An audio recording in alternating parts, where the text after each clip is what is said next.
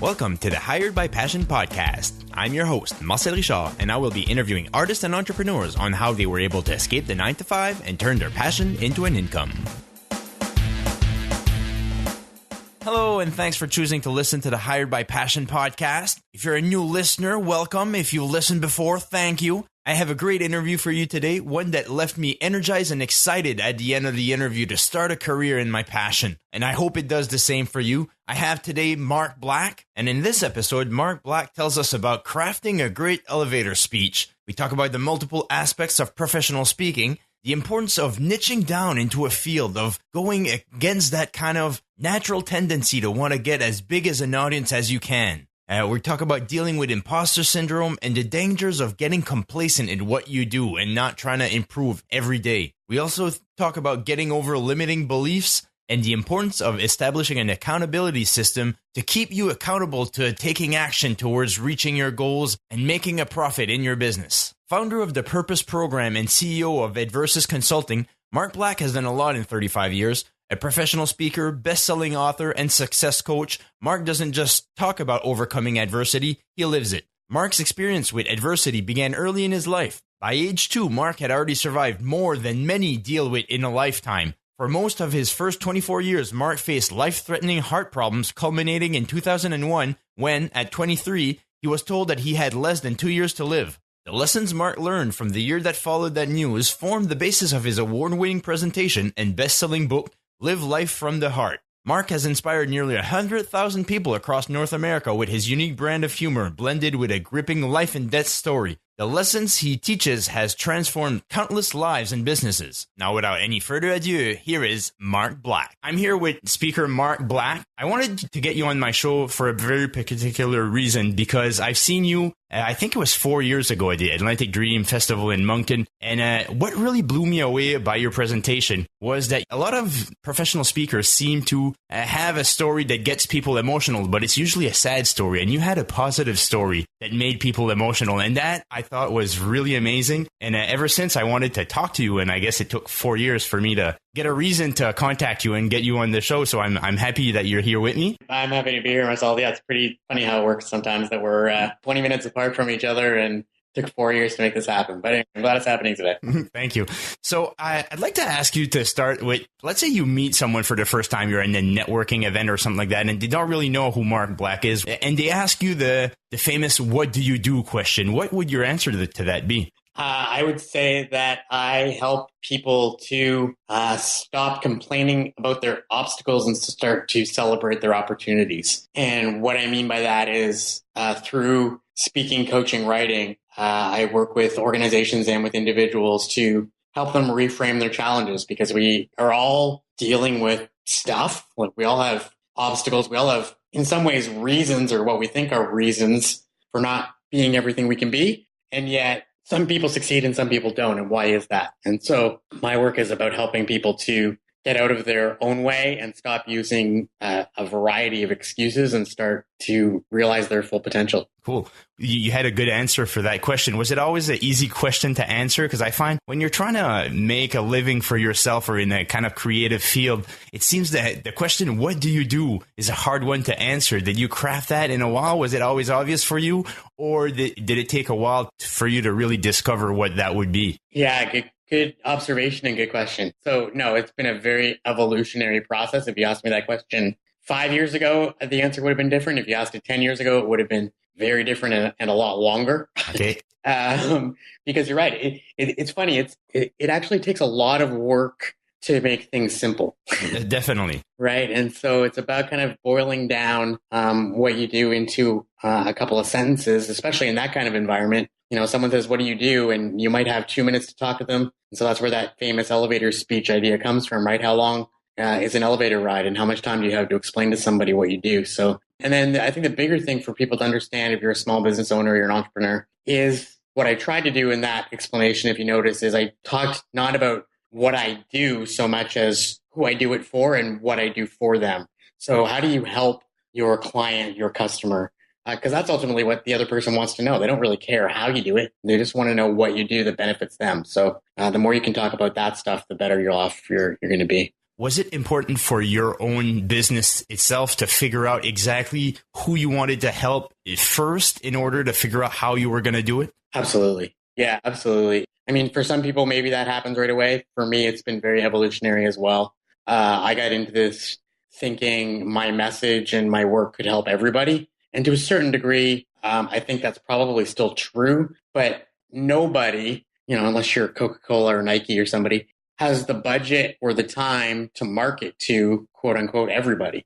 And so you have to kind of figure out who are you most passionate about helping and who does your service or product help the most, and where do those two lines intersect? And that's where you're going to find your biggest success. Okay. So if we go back to the past, let's say you have a very interesting story and it's a long story. I'm not sure if you can take if you can compile it in a few minutes to tell what made you come into this field. I'm not sure. Do you have like a 2-minute kind of version of your story that you could share with our audience who maybe don't know who Mark Black is? Sure. The short version is that I was born with a heart defect. I had open heart surgery within 48 hours of birth. I was born in Moncton, New Brunswick, which is a town of like 80,000 people, and was flown by helicopter to a more urban center to be operated on. And then I had various issues with my health throughout my life, but eventually it got to the point where at 23, I was told you need a heart and lung transplant or you're not going to live more than another 2 years at the most. And,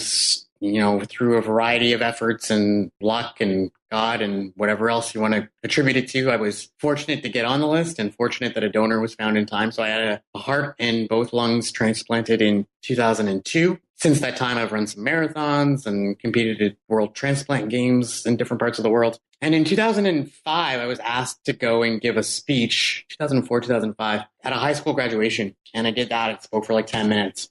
And afterwards, a parent came up to me and gave me his business card and asked me for mine. And I said, I don't have a business card. And he said, well, what do you mean? Like, this is what you do, right? And I said, people do this? Like, I didn't know that you could speak and get paid. I guess I'd seen people on TV, but I didn't know it was like a real thing. And so that started the ball rolling of entrepreneurship. And I, did some research and started to understand what this thing called professional speaking was all about. Here I am 10 years later and I make my full-time living speaking and doing coaching.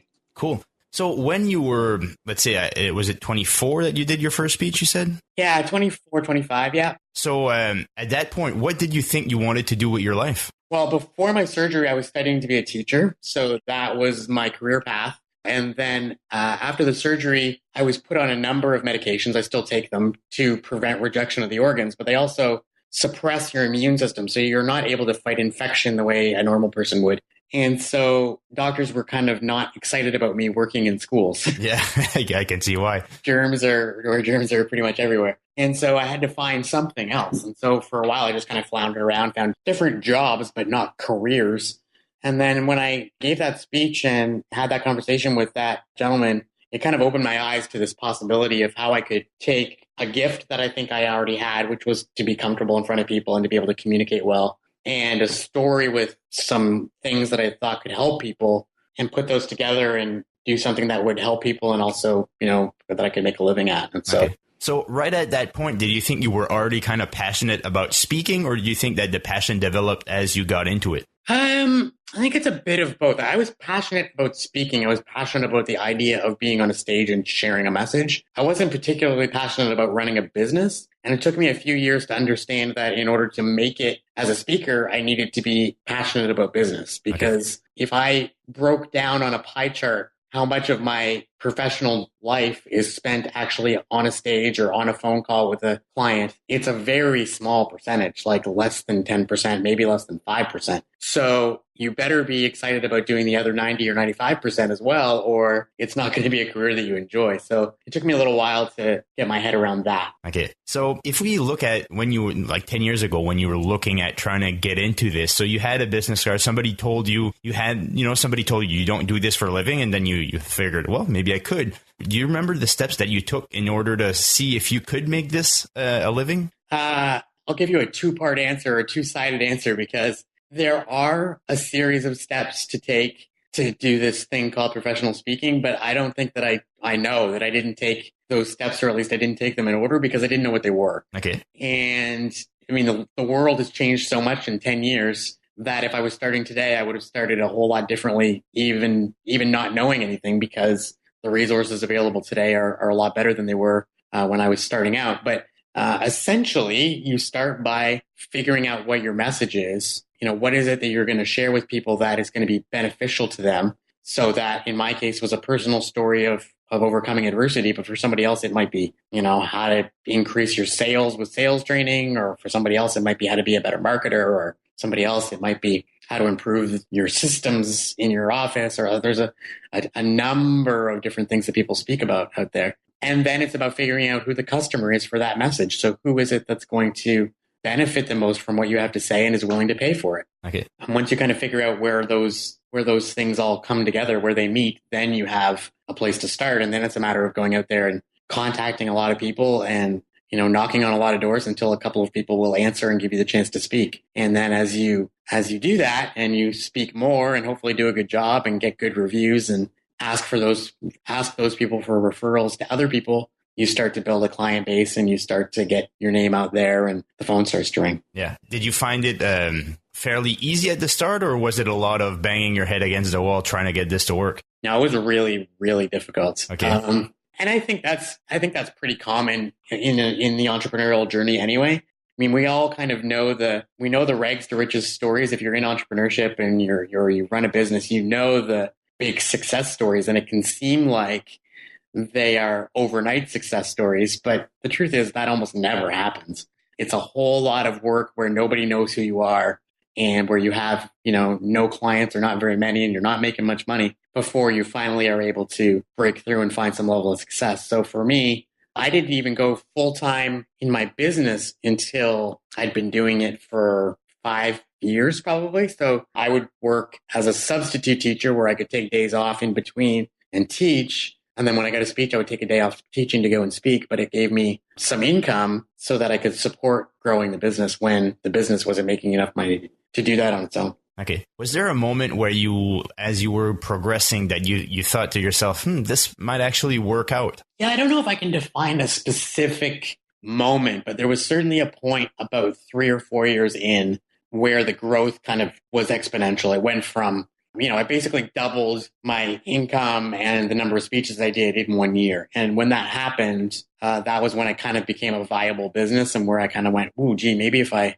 left the part-time job and was able to focus on this full-time, I could grow it even more. And so I sat down with my wife, and she's always been incredibly supportive and was willing to take the leap of faith with me and say, yeah, leave this part-time job that gives us dependable income so that you can go and work and hopefully make more. And it worked out. Okay. So was it a hard decision to make, or you were kind of decided from the get-go, and once you got your wife's approval, you were like, all right, we're doing this? Yeah, it was, the actual decision itself was not too hard because, again, I could see the growth. And so we kind of felt like we could depend on, if I was able to grow it this much, doing it 20 hours a week, then if I'm doing it 40 or 50, I should be able to grow it more. That seemed pretty logical. Yeah. But at the same time, there have been lots of bumps along the way where, the calendar wasn't as busy as we wanted it to be, or the timelines for booking speakers has shortened quite a bit. So it used to be 10 years ago, people organizing events would be booking their speaker a year or more in advance. And nowadays it's more like 6 months or less. So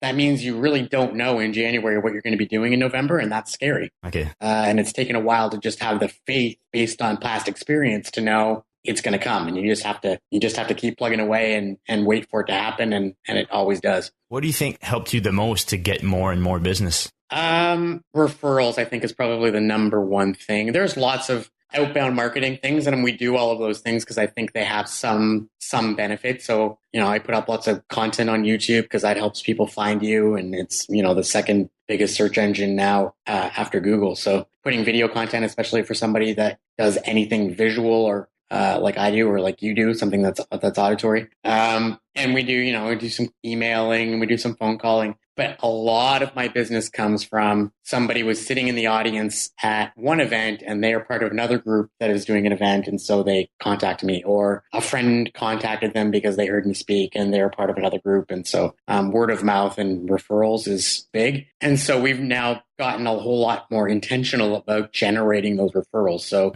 we don't just wait for the people to do it on their own. We actually proactively seek those out and try and follow them up on our own. Okay. So like you said, that the professional of being a professional speaker is a lot about running the business. You said 90% of your time is really trying to build the business, and creating content, I think, is a really big part of it, especially these days. So were you always kind of naturally inclined to want to create blog posts, to want to create content to kind of grow your audience? I'm a natural writer. I think I've always enjoyed writing, but probably no, in terms of generating content, that wasn't something that initially I understood was going to be a big part of the job. It took me a little while to figure out that the best way to help people to find me and to help explain what I do was to help them for free, basically, right? So creating free videos, writing blog posts, and then having people, and then obviously sharing those on social media, et cetera. But helping people for free, giving away your information, or if you're in a product business, samples of your product for free is probably the best way to get people to become loyal customers. And there's been lots of folks that I know I've booked presentations specifically because they saw a YouTube video or they saw a Facebook post.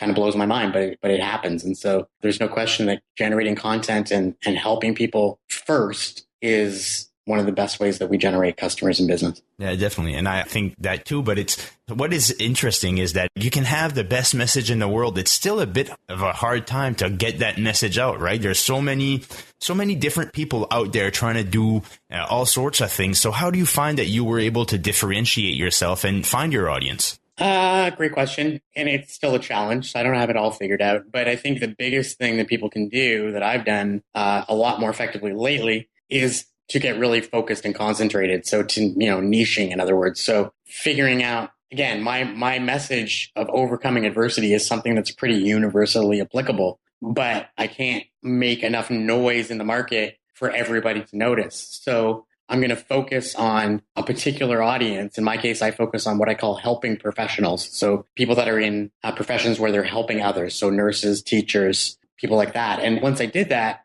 then it becomes a lot easier to target the message because I know exactly who I'm talking to. I'm not just talking to the public, quote unquote. I'm talking to a very specific part of the public, and I know who they are. I know what their concerns are. I know what their life experiences are. So, so you start to create in the marketing world, they call it an avatar, but a composite sketch of what your ideal client looks like. And once you know that person and you know them inside out, upside down, and backwards, then it's really easy to speak to them in language that resonates with them. And then then of course they become raving fans because you're speaking their language. Yeah. It's such an interesting concept because it seems to be the most counterintuitive thing that you could think about. You're trying to get your message out, and the trick to doing it is finding the niche audience. The smallest audience you can is key to getting more people to listen to you. I've heard, a lot of people mention that, but it is niching down, but it is scary, right? Because you're essentially limiting what you're trying to reach, right?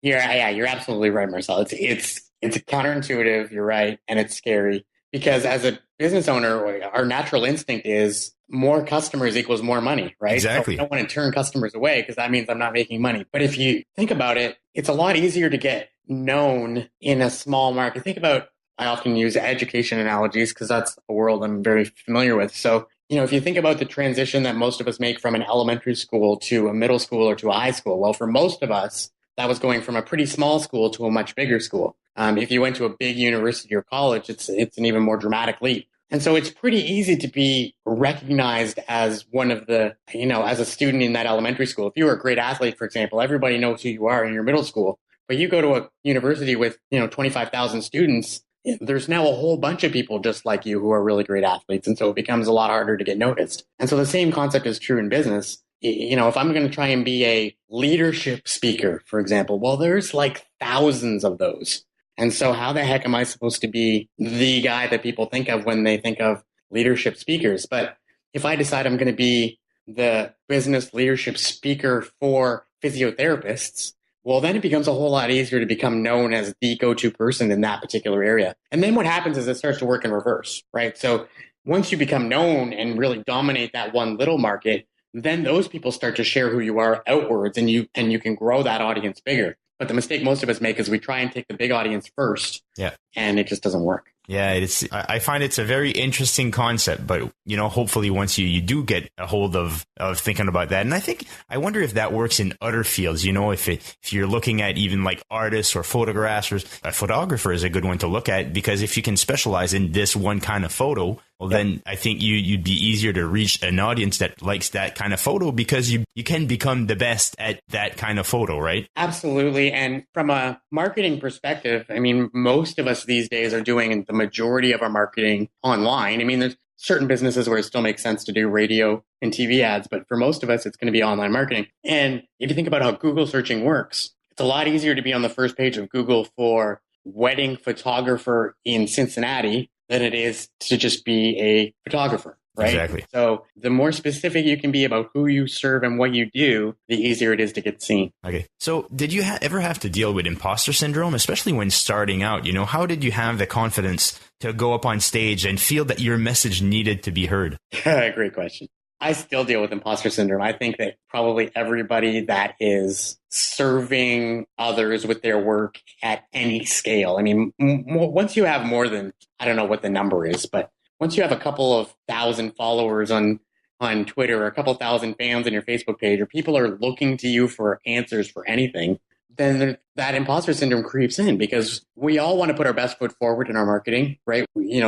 The billboard for your business always shows a happy, smiling customer. It never shows a customer that's not happy. So we want to project this image that we have it all figured out. But we also, if we're honest with ourselves, know that we don't have it all figured out, right? That sometimes we're scared, that sometimes we have no clue what to do next, that sometimes we have a bad day. So the way that I combat that the best I can is to be as authentic as I can be. And so when I'm on stage, I make it a point of telling stories about where I screwed up. And I make it a point of sharing down times. And I make it a point of sharing times when I felt like giving up. And because I want people to know that that's okay. I want them to know that it's normal, because I know they're feeling it, because we all feel it. But it also allows me to not have to worry about somebody discovering something about me later on, because I'm not hiding anything. So, you want to come to me later and say, well, I heard that you, I don't know, had a bad speech at this one speech 3 years ago. And I'd be like, yep, totally did. I mean, it happens. And I think in our reality TV, YouTube, social media world,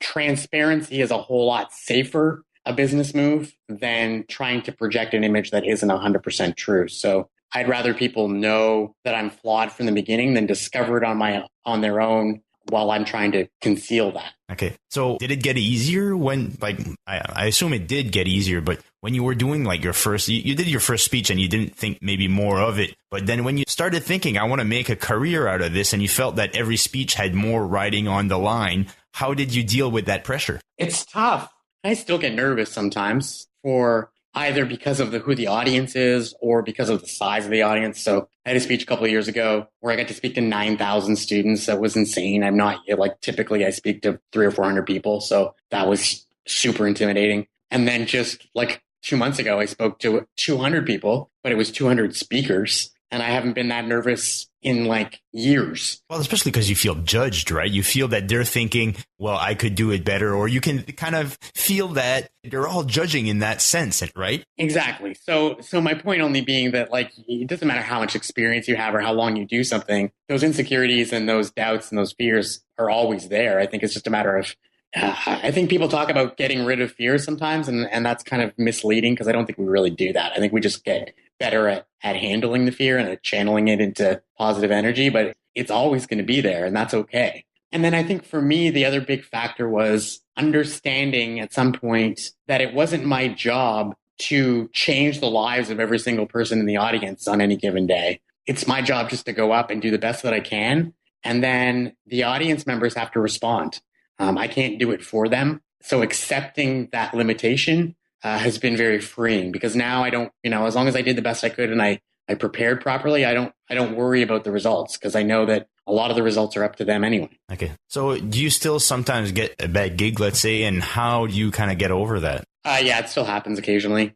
I try and, there's lots of things that you can do pre and post to prevent that, being properly prepared and getting there the night before and It's all kinds of things that you learn mostly by trial and error, quite frankly. Okay.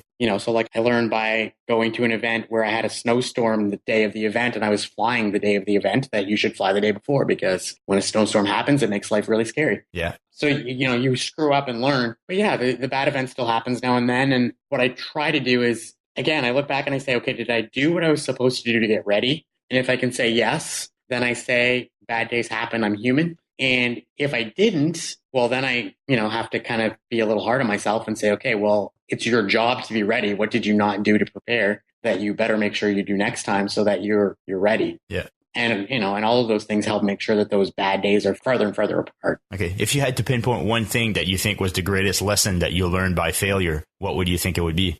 Ooh, wow. I think it's probably preparation, frankly. I got to a point in my speaking about 5 or 6 years in where I was giving basically the same presentation. I was changing things here and there, but basically the same presentation over and over again for 4 or 5 years. So I knew it really well. And the problem with that is I got kind of complacent. Yeah, I just kind of was like, well, I can dial it in. I can walk in and turn the switch on and do it. And I could, but I started to notice that it just wasn't quite as effective. It wasn't quite as, and then once or twice I had events that were really not that great.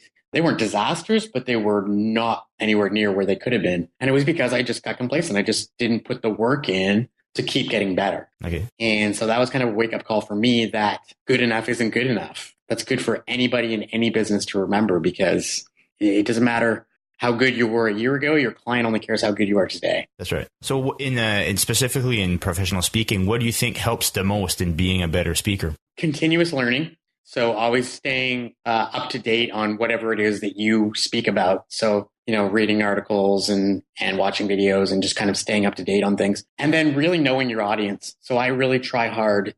We just did a client call yesterday, for example, with this first speech I'm doing in March. And we spend a half hour on the phone with the client, getting to know a little bit about who they are, about what their concerns are, about what their work world is like. And then I will go to their event, if it's a conference, the day before to just kind of hang out in the hall, just kind of eavesdrop, listen, to go into a couple of sessions and really try and understand their world a little bit, so that when I get on the stage, it's not just a canned presentation that I've done 100 times. It's specifically referencing things that they're dealing with and they're going through. And when people hear that you care enough to learn what those are, then they really tune in and listen, and the impact of the presentation goes way up. Yeah, I totally see it. I see everything you're saying as really stepping up your game, as putting yourself as someone who cares, right? And being able to take the problem, that speaking directly to that person, like we mentioned earlier, finding that niche audience and being able to use the words that they've been using and address their particular situation will gain that much more of an impact, right? Yeah, absolutely. I mean, we all know what it's like if you've ever sat in an audience of a band or a comedian or somebody who travels a lot and they get the city wrong. Yeah. Right? Yeah. Hey, how's everybody doing in New York? Oh, yeah. Right, we're in Moncton. That doesn't work. They instantly alienate the audience, because the audience knows, okay, well, here, what we're about to see might as well be a DVD, because it's going to be a carbon copy of what they've been doing over and over and over again. That's a great analogy of a DVD, right? Right. And so if what my audience is getting is just a DVD, then why the heck are they paying me, hopefully a lot more money than they're going to pay for a DVD? So I need to be able to justify that cost. And a lot of that is what work do I do ahead of time to make it special for them? Yeah, cool. So this question might lead back to kind of the imposter syndrome thing, but did you have limiting beliefs when you started out that you thought maybe you didn't have this or that was going to hinder you in making a living as a professional speaker? Oh yeah, I had a bunch. I probably still have some, but in speaking, I had limiting beliefs about fees, because speaking fees are, to a person outside the industry, are ridiculous. Okay. Because from an outside perspective, at first glance, you think, a person is making $2,500, $5,000, $10,000, even $50,000 to give a speech for 45 minutes or an hour. It seems crazy. But that's just 10% of the business, right? Exactly. Right. But to that audience, it's not. And so, in my head, I'm thinking, I'm going to go speak to a bunch of teachers, for example, who are making $60,000 a year. How in the world can I justify charging them thousands of dollars for 45 minutes? Like, it doesn't. And so I had to get over that by, first of all, understanding, like you said, that there's so much back work that goes into that hour, and that people, frankly, are not paying for the hour. They're paying for the results that they get from the hour. And those can be life-changing. So that was a big one for me. Another big one was that there are a lot of speakers that are very business-oriented speakers. So in other words, they are former CEOs of companies, they're former VPs, or they're former professionals. And so they come to the speaking world with this wealth of career experience, business experience. And when I was starting out, I was a 24-year-old kid that had never worked more than a summer job, that had never had no real work world experience. And I was going to go out and try and talk to people about, how to do better in their life and in their work. And I was 24 years old, and most of the people I'm talking to are in their 40s and 50s. So there was a whole lot of stuff to get over there in terms of, where do I get off telling these people how to do things? And it really just, again, it was about a mind shift of understanding that I was an expert at my story, and I was an expert at what I learned from my story. And I flat out tell people when I speak, one of the first things I say is, what I'm going to share with you is backed up by research, but I didn't learn it by research. I learned it by living it. And so I know this stuff works because I've lived it, and I continue to live it every day. Okay. And when people hear that, it's hard to argue with. Yeah. Right. And so, again, I think authenticity and transparency are a great way to get credibility, because then people know you're not trying to pretend to be anything you're not. And so they can trust you. And that's a huge, huge difference. And I really like that, because really you only need to be a few pages ahead of the person that you're trying to teach to be able to teach them something, right? Absolutely. And you only need to be a few pages ahead of them in that particular area, right? So we all, you know more about podcasting than I do because you're doing it, right? And so it's the same concept as when I go into I'm going to go to New York in April and speak to a room full of CEOs and executives. And everybody in that room knows more about business than I do. Yeah. But they don't know more about the personal development or the aspects of personal development that I'm going to talk to them about. And so that's all that matters. Yeah. And as long as I don't try and speak to them about how to market their business or how to do something that they know way more about than I do, then I can still maintain credibility. Yeah. And that is a scary road to walk too, right? Because we do have these limiting beliefs, these imposter syndromes that really creep into a situation like that and that make us uneasy and nervous, right? Yeah, absolutely. But I think, one of the neat things that my career has afforded me is the opportunity to meet some quote unquote important people, or people that, some of us would look up to and say, wow, they're up at a different level than the rest of us. And what I've learned in meeting some of those people is that they're just people like all the rest of us. And, and most of them are secure enough in who they are to admit that they're just people. A couple of them were trying to put on the front like they have it all figured out. But, so that's really reassuring to me that we're all just, trying to figure life out the best we can. And some of us have figured out some parts of it better than others. And we have some things we can share, but we also have tons of things we can still learn. And no matter where you are in that journey, it doesn't make you more or less valuable than anybody else. It just makes you more experienced in that particular area than somebody else. Yeah. So I really love your answers on these questions. If we try to look at the nitty gritty of how things are done for your business, like if you look at your typical work week, or I know there's no typical work week, but let's say you're not speaking, how do you spend your days to work on your business? What's your schedule look like? Well, I'll give you yesterday. So okay. I am up at 6:15 because we have a 7-year-old and a 4-year-old. So we get them up and get them off to school, and my wife off to school. She's the teacher in the morning. And then I'm hitting the gym most days or the treadmill or the road to get in some cardio, because to me that fuels my body and my energy for the rest of the day. So it's really important to me. And I take some time for prayer and meditation after that, because it really sets me up for the rest of the day. And then from a business perspective, if I'm home, like yesterday, I'm working on sending out some emails to clients. I might have a call about an event with a client. I did that yesterday. I might be working on updating my website. I might be writing a blog post. I might be shooting a video that I'm going to put on YouTube. I'm probably posting and responding to some things on social media. We're following up with clients that I've done work with in the past. We're checking in with clients I'm going to be working with in the future, getting referrals and following up on referrals. I'm checking in with my assistant to see if she's doing the things that I've asked her to do. And so it's really kind of a whirlwind of the same sort of tasks, but not normally in any particular order. And, I try as best as I can to kind of structure my day, but there's always things that pop up that aren't in the plan. And I come to accept that that's just part of being an entrepreneur. Yeah. And do you find was it easy to find the discipline and motivation to continually work on your craft? No, it wasn't easy at all. It's been really, really challenging to stay focused, because the problem that I think most of us have, especially if you're a one-person operation, there's no built-in accountability, right? Yeah. If you don't go out and get it, it's not there. And so if I want to sleep in, I can sleep in. If I want to, watch TV for 2 hours instead of working this afternoon, there's not going to be any immediate consequence to that.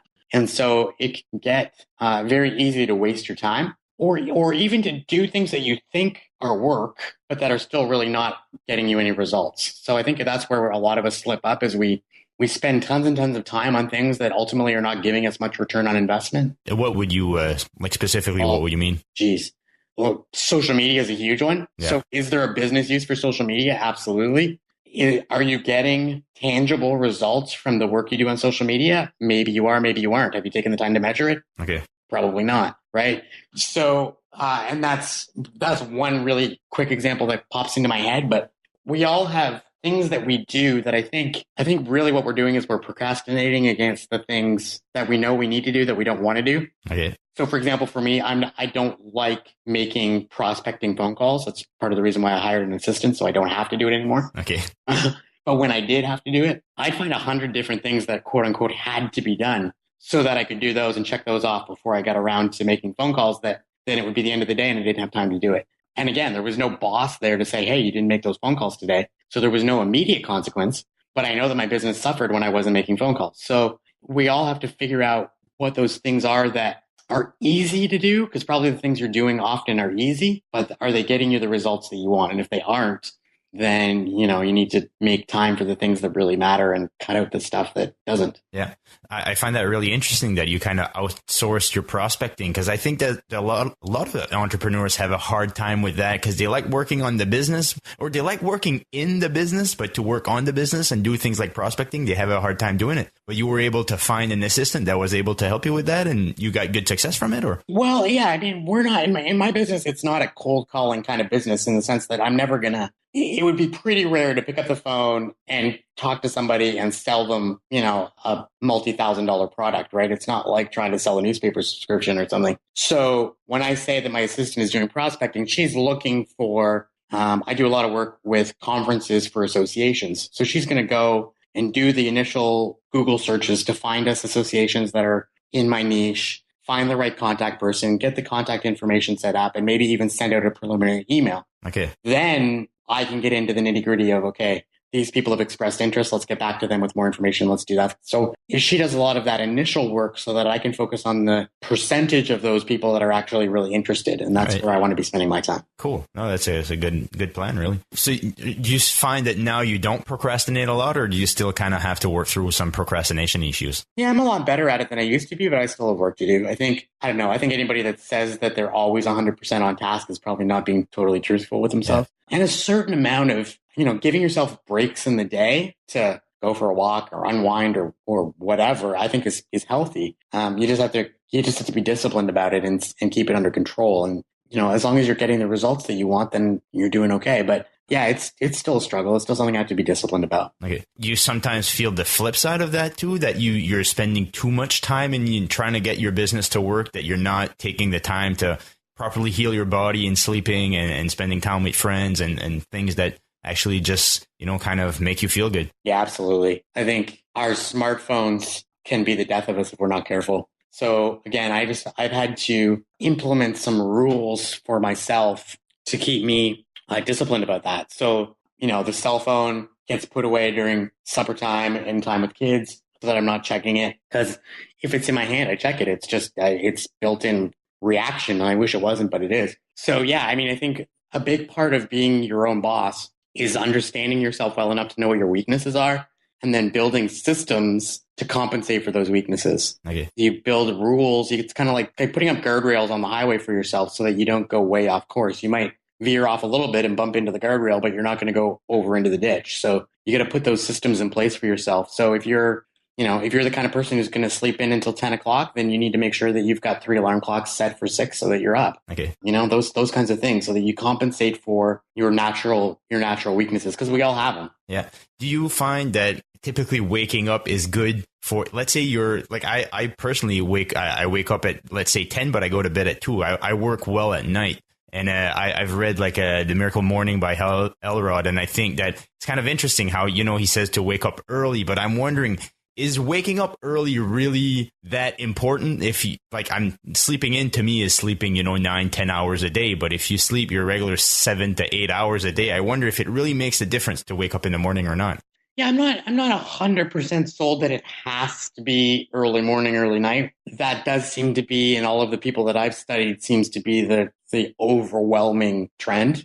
But I know what you're saying. I for a long time was a person who had more energy and was more focused at 11 at night than I was at 9 in the morning. Yeah. Kids change that. I know, but I was going to say, I think kids change that and age changes that maybe. Okay. But, and your business may change that, right? I mean, if you're in a face-to-face customer situation, then you don't really have a choice, right? I mean, your customers are going to be ready to go at 8:30 in the morning. You need to be ready for them. But, if you're not in that kind of business, or you're doing online stuff or whatever, and you have that freedom, then fine.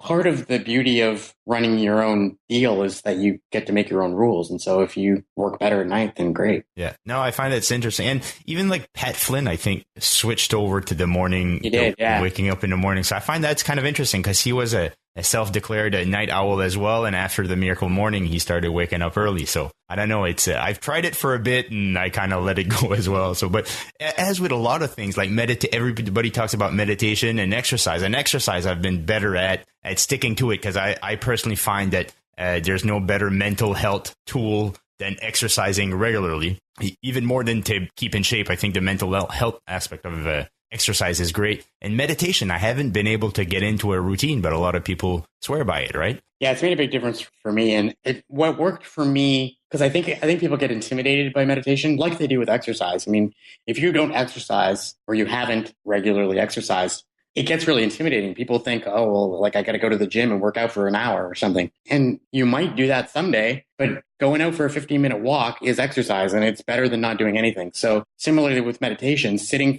quietly for 5 minutes is better than not doing it at all. And so you don't need to be sitting in a sensory deprivation chamber for 2 hours to get some benefit from meditation. So it's about figuring out the form of it that's going to work best for you and where to put it in your schedule to make it work and how to adapt it to make it work. Because we're all different and what works for one person isn't going to work for somebody else. Okay. So if you think of all the business advice that you've ever heard, what do you think is the best advice that you've ever received? I'm a big fan of being passionate about what you do. So I'm a big believer that if you do what you love, the money will follow. Yeah. But passion alone isn't enough. So you do need to do the work. You do need to learn best practices. You do need to find out what you're supposed to do and how to do it and put in the effort. But if you're doing it just to make money, it's probably not going to work, or at least it won't work long term. You need to really find something that you're excited about and that you're gifted at doing. And if you can find the cross section between where your passion and your skills meet, that's where magic happens. Yeah. What I find, I fully believe in everything you said. And I've watched a few videos that kind of went against passion lately. And I can't say that it didn't affect me. And they talked about how, a lot of people say, find your passion. And then people feel a bit like they're lost. Well, I don't know what my passion is, because a lot of people feel that, and they feel that they should know what their passion is, as well as what they're passionate about should be easy. But I think that there lies the problem, is finding your passion is kind of an evolution of everything you're doing. So you're trying something and you find what you like about it and you try different things, and eventually you start finding something that you're good at and you develop that passion. I'm not sure if you agree with that or not. So what is your view on passion? Yeah, I agree with you. I think it's an evolutionary thing that you discover over time. It may change at different points in your life. What we're passionate about at 17 and what we're passionate about at 45 are probably not the same thing. And yeah, I think following your passion has gotten twisted around a little bit lately, because we are in this world that it's all about me and it's all about what I want and how do I make myself feel good. And so that very self-centered, self-focused look at life makes it really difficult actually to figure out what you're passionate about. But if you can figure out who you connect with best, who are you most excited about helping, that's where your passion is going to be. And if you can, build a business around that, then so much the better. But you're right. Follow your passion it's a very simple thing to say. It's a very hard thing to find sometimes. Definitely. Yeah. But I think most of the time, my experience has been that your passion finds you, not you find it. So it's usually that it's there all along. You just have to figure out what it is. And And that comes from looking at what are you good at? What are you naturally gifted at doing? Who are you passionate about helping? What do people tell you they like about you? What do they say your qualities are? Because they may see things in you that you don't see in yourself. And what do you get lit up doing? So, when you're doing a particular thing, what are the things that you do that you get just lit up and excited and have energy doing? Yeah. And it may not be that specific thing is what you're supposed to do, but it's something related to that thing. So, for example, in my work, a lot of people would say, well, if you're passionate about speaking on a stage, then be a speaker. Well, I would say no, because most of the time you are working, you're not actually on a stage. So the bigger question is, do you enjoy talking to people? Do you enjoy interacting with people? Do you enjoy writing? Do you enjoy helping people figure out what their passion is? Those are things that are much more important than do you enjoy speaking on a stage. Now, if you're deathly afraid of speaking on a stage, you shouldn't be a speaker either. But you kind of have to look at the sort of side elements or the backup things to a particular job to decide if you like those things, and that might be a hint at what your passion is. But it develops over time. And you find that once you did find your passion for speaking, was it easy to work on it, or was it still work? Still work. Yeah. And I think that's the biggest thing is that people assume that it's going to be easy once they find their passion, but there is, work to be done. Ask any parent if they're passionate about their kids, if they love their kids, and they'll all say yes. Yeah. And then ask them if it's easy all the time. They'll all say no. That's a really good analogy. Right? It's not easy, but it's worth it. That's got to be the bottom line. If your job every day is easy, you're doing something that doesn't challenge you. That's no good. If it's worth it, then you found something that you should do. If it's not worth it, if you're good at it and you make tons of money, but you leave at the end of the day feeling drained and feeling like it wasn't worth it, then you're in the wrong field. Don't measure it by, we all have to pay our bills, but don't measure it by money. Measure it by how you're left feeling at the end of maybe not at the end of every day, because we all have bad days, but overall, at the end of the month, how do you feel about what you're doing? Awesome. I really enjoyed all of the information that you gave. I think there was a ton of value in this episode, and I'm really looking forward to share it. I want to thank you for taking the time to come and speak with me, Mark. I thought you were amazing, and I can't wait to see you on stage again. I guess I've seen you 4 years ago, and I was blown away. So I'm hoping that more people get the opportunity to see you on stage. Thanks a lot, Marcel. I appreciate being on the show. And if you want to find me, you can find the blog, Facebook, Twitter, all that stuff. Just go to markblack.ca. And I'll definitely link that in the show notes. I wanted to ask you as well, is there any books that you've read that you would really recommend people to read? Oh, wow. Yeah, there's been so many good ones. If you could go on top 3 or... I really love The Greatness Guide, is a Robin Sharma book that I really enjoyed. Tuesdays with Maury is a great book about helping us have perspective on what really matters in life. If you check out either of those 2 books, I think you're really going to like them. Awesome. I've seen the play Tuesday with Maury. I'm actually looking at my bookshelf, and I have it in there. So I should maybe read it again at one point. I thought it was a really great play. Yeah, you'll enjoy it. And it's a quick read too, but it's a good one. Cool. Well, thanks a lot, Mark. So we can, if you want to find Mark, markblack.ca. And I definitely encourage you to check them out. So thanks for listening. Thank you for sticking around to the whole episode of the Hired by Passion podcast. I really appreciate it. I hope you enjoyed the chat with Mark Black as much as I enjoyed interviewing him. As some of you know, I am interested in professional speaking, and I thought Mark gave a masterclass on the art and how he made a living doing professional speaking. So I was really happy to have him on. I've already listened to it a few times, and there's definitely some key points that I want to come back to later on when I'm trying to make a career as a professional speaker. We talked at the start about how to craft a good elevator speech, and what I thought was interesting is how you really have to think about your customer first. What kind of customers do you want to help? And I think in whatever venture you're doing, it also applies in a grander scale. Then maybe you know what you want to do, but to find your proper audience, to find the people you want to help, I think is an important part of the step of turning your passion into a career. I really enjoyed all of the discussions we had about passion in this conversation, like how Mark feels that the passion finds you and not the other way around. I definitely think that there is some truth to that because a lot of people seem to stumble on their passion. And it's in trying different things and trying new things that you discover what you're really passionate about. And even like Mark said, if you are passionate about speaking, a professional speaker career might not be ideal because a lot of the time you're spending time creating content or doing the business aspect of things. And really, you're only spending 5-10% of the time speaking. So either you have to do like Mark and get passionate about the business side, or maybe try to think about doing something else. There were some great discussion about getting over limiting beliefs and how you just have to be a few pages ahead of someone to be able to bring him value, and that makes you valuable. And then one lesson that I know a lot of people struggle with when starting out is that you really need to niche down. You need to find the smallest niche you can and try to build up from there, other than the other way around.